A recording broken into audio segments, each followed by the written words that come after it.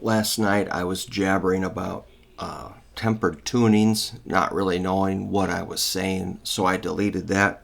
But I asked my friend who tunes pianos professionally, her name's Kristin Brooks, to send me a conversation or a document of a note she's giving to a client who questions tempered tuning.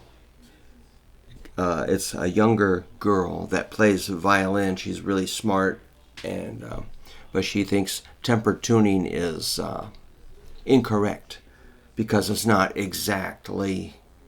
I don't know. I'm not going to say anymore. I'm going to read what Kristin told her. Okay, here goes. Violin versus equal temperament, or why you can't tune a piano with a guitar tuner. All right, I love it. This is not a conversation about who is correct and who is not.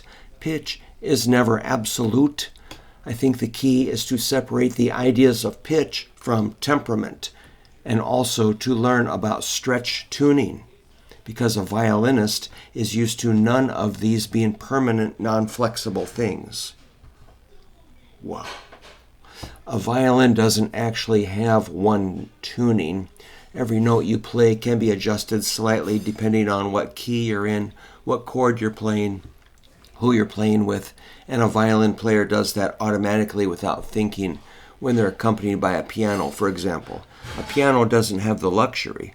Once the tuning is set on a piano, every note has to work with every other note in every key signature. A perfect octave is a 2-to-1 frequency ratio. We learn this in school, right? If you want to find the frequency of the octave, you just double it, right? A perfect fifth is a 3-to-2 ratio. Now, if you stack 12 perfect fifths and compare them to 7 perfect octaves, you're in for a surprise because they don't match. They do not line up at all. This is mathematical inconsistency / problem. Excuse me, let me say that again. This mathematical inconsistency / problem is called the Pythagorean comma. Pianos have very stiff steel strings. Because of this, they produce inharmonic overtones. Inharmonicity is a word we use in piano tuning a lot, and it's all about steel strings and the problems they create. Did you know the average piano has about 230 strings? If your instrument had that many strings, how often would you tune it? I love it. Back to equal temperament. A piano tuner deliberately spreads that tiny error, the Pythagorean comma, across all 12 notes. Every interval is just a little bit imperfect, so the piano can play equally well in every key signature. That is why we call it equal temperament. Capitalize that sentence. Pianos have to be tuned this way or they don't line up with Western music scales. I think this is crystal clear myself. That means every interval has an audible beat rate to piano tuners. Each of those beat rates also gradually gets faster as we continue to play those intervals consistently up the length of the keyboard. It's how we check our tuning. It also means that the only constant in a piano tuning is the starting reference note of A440. The rest of the notes in a tuning from piano to piano are not identical, and we let the piano itself dictate where we set the pitch. I'm not talking about giant differences between notes from piano to piano, but there is some variance, and it should be understood that those differences are not wrong. They're just within the allowance that a piano gives us based on string length and scale length and the feedback that the piano gives us. As a violin player, your ear has been trained to hear pure intervals.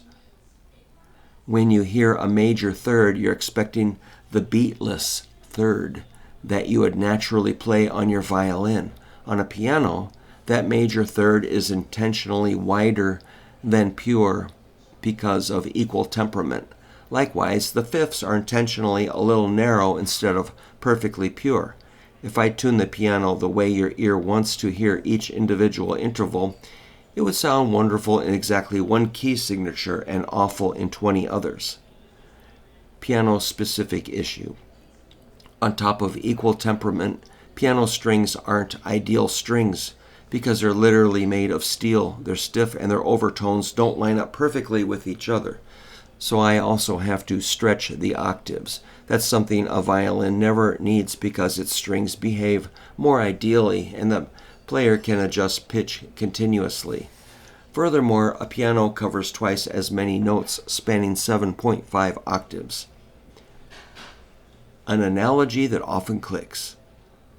A violin is like someone who can adjust the steering wheel every second while driving. A piano is like a train running on tracks.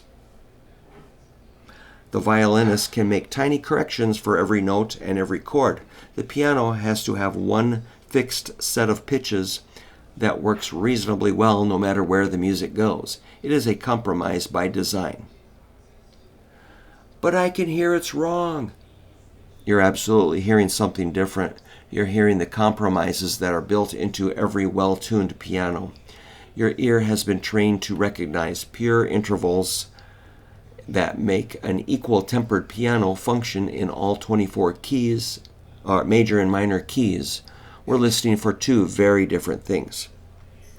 In closing, I wrote this explanation to tell you it isn't a one of us is right and one of us is wrong scenario. In fact, your ear is probably better than many people's at detecting pure intervals.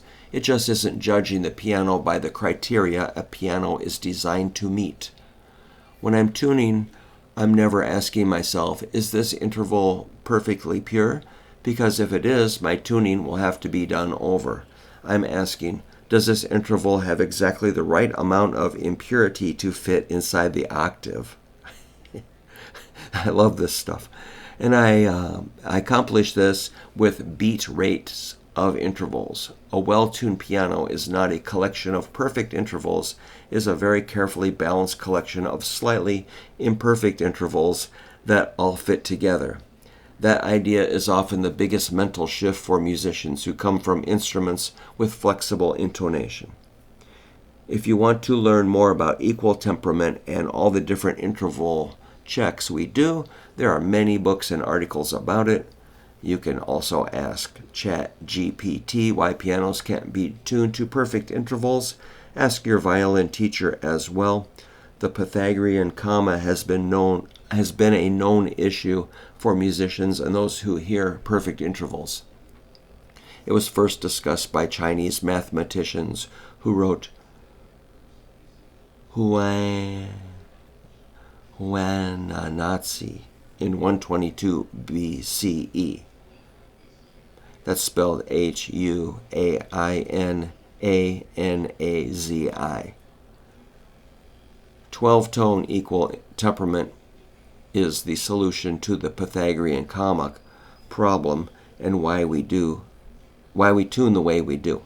In closing, as you advance in your music, you will learn that playing your violin in tune with a piano is a skill you will also need to master if you want to collaborate with pianists for recitals, etc. Probably without thinking about it. If you already play along with a piano, you're letting your fingers dictate where they move on the neck based on what note the piano is playing. It's different from the pitch you're used to hearing a violin play, and when you play that note on your own, if just ever so slightly. All right, that was a big sentence. Let me read that again. Probably without thinking about it, if you already play along with a piano, you're letting your fingers dictate where they move on the neck based on what note the piano is playing. Okay, so you're adjusting as you go. By ear. Okay, it's different from the pitch you're used to hearing a violin play when you play that note on your own, if just ever so slightly. That is the reality of playing an infinite variable pitched instrument like a violin, which can change its intonation in real time, in tune with an instrument that has a completely fixed intonation, like a piano. That is brilliantly written. thanks, Kristin, for letting me read that. And she showed it to me yesterday or Tuesday, and I was like, this is really big stuff. So yeah, obviously I can't explain that very well without referring to something. So yeah, I've got some pretty cool friends that know some really cool stuff. And I am very proud of Kristin for learning how to be a piano tuner and her great success with that. All right, guys. Well, I can't really answer too many questions, but if you're interested in that topic, look up stretch tuning, temperament, Pythagorean comma, and equal temperament tuning on a piano. And if you're interested in that,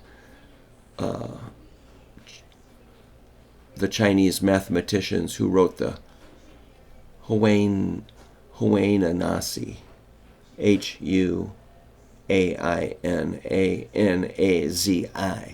want to look that up, I think I feel pretty good about knowing a little bit more about it. So I think I'm done, but let me know what you think. Thank you.